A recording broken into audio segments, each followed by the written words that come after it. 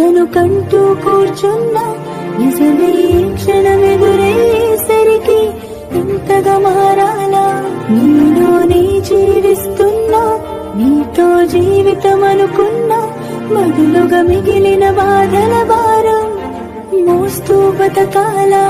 ఇరుగురు కన్నా ఈ కలలో చెరియొకరైనా ఈ కథలో నేరం చేసిందెవరు అంటూ అడిగే ప్రశ్నే మిగలాలా?